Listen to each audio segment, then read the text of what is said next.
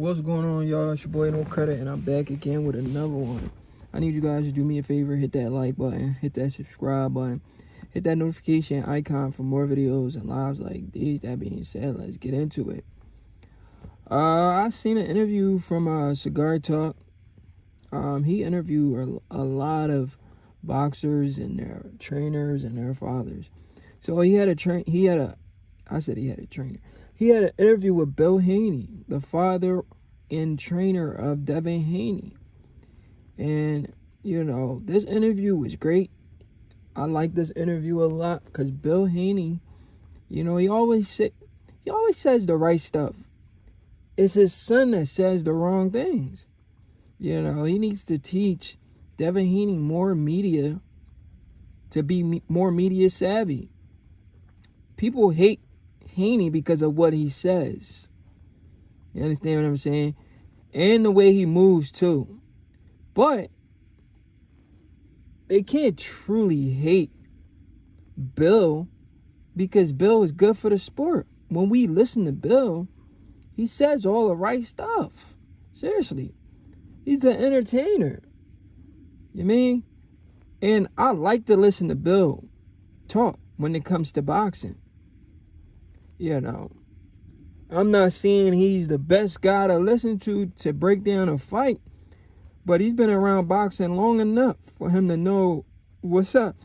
So I like to listen to Bill. But anyway, I don't want to get off topic.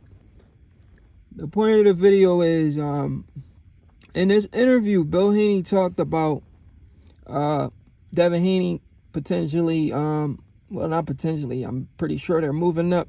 Him and Ryan Garcia are moving up to 147.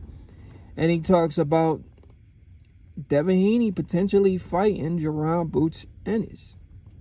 Everybody says, you don't want to give Ennis credit for fighting these guys and that guy. Yeah, because the guys he's fighting are not accomplished yet. They have not done nothing in the sport of boxing and probably may never be world champions. How can we give him credit for some of the guys he was fighting that never been a world champion and probably never would be a world champion? I mean, we could give him credit for his last fight, the Unified. So, yes, we'll give him credit for that, even though he had that IBF. He didn't have that IBF issue where he had to stay 10 pounds above weight. So he was able to rehydrate. So he was big the night of the fight.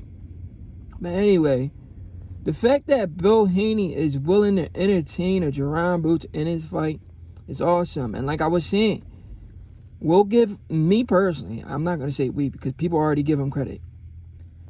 He's from the city. I'm from Philadelphia. He's from North Philly. I'm from West Philly, right? Y'all know Terrence Crawford, my favorite fighter. I don't have a problem with Boots. But I have a problem with people putting him on a pedestal that he hasn't reached yet. That's my problem with it. My problem is actually with the fans and what they say. I try to address what the fans say, and I just give my honest opinion on the sport. That's just my opinion. Everybody believe what they want to believe at the end of the day.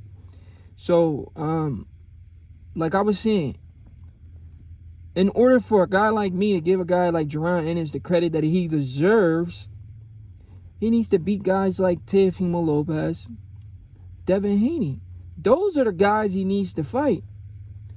Because those are the guys that are future Hall of Famers. The people he's been fighting, we don't even know those guys are going to make it to the Hall of Fame. Devin Haney, Teofimo Lopez, those guys are future Hall of Famers, gang. And this is what people don't understand. It's not just about the name. It's about who you beat and what did they do. And people don't want to realize that. It's about who you beat and what did that person do. Devin Haney and Teofimo Lopez have done a lot in the sport of boxing. Both Haney and Lopez have done a lot. They became champion across 2 divisions. If Jaron Ennis can get either of those guys on his resume, not Ryan Garcia, because we know Ryan's moving up too, but Ryan has never been a world champion. If he beats Devin, that would be his first time becoming a world champion. but he's never been a world champion. So beating a guy like Ryan Garcia doesn't really do anything for his resume. Beating a guy like Haney or Teofimo Lopez, those are the guys that's going to put some respect on Jaron and his name, even though he's still a bigger man. But those guys have skills to make the fight competitive. Those are the fights boxing fans should be clamoring for. Those are the fights. The Devin Haneys of the world, the Teofimo Lopez of the world. I don't know if Shakur will ever end up at 147 or Gervonta, but I know Key could probably come up there. So a fight with Key is nice too.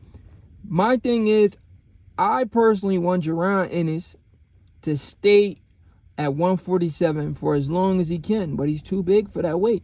So it's more than likely, well, unlikely, he's going to stay that long and wait for these guys to come up. But if he could pull it off, he could go down as a solid fighter. He could go down, as a first ballot Hall of Fame if he can get these guys on his resume. But he needs to stay down there for those guys. He needs to stay down there for guys like Haney, Teofimo Lopez. Those are the fights. I don't know why boxing fans don't see it. Those are the names Jaron Ennis need to be fighting. People, the public, know. People that are going to be Hall of Famers. The Karens and the Avanesians of the world. Even, what's his name? He just fought. Stanionis. Those are not the fights that Boots need to get to the next level. And this is what boxing fans don't understand. I'll be trying to break this stuff down to these people. You guys got to listen to me, bro. I'm telling y'all. That's just the way the world works. Look at Floyd Mayweather's career.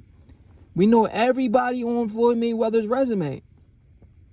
And majority of everybody Floyd Mayweather beat are Hall of Famers. Look at Canelo Alvarez's resume before of late. I'm talking about the former world champions he was beating. The Hall of Famers he was beating. The Miguel Cottos, the Austin Trout, those guys. Shane Mosley's. See what I'm saying? Even though they were older than Canelo. But these guys are young and prime. So Jaron Ennis will even get even more credit. This is what people is not understanding.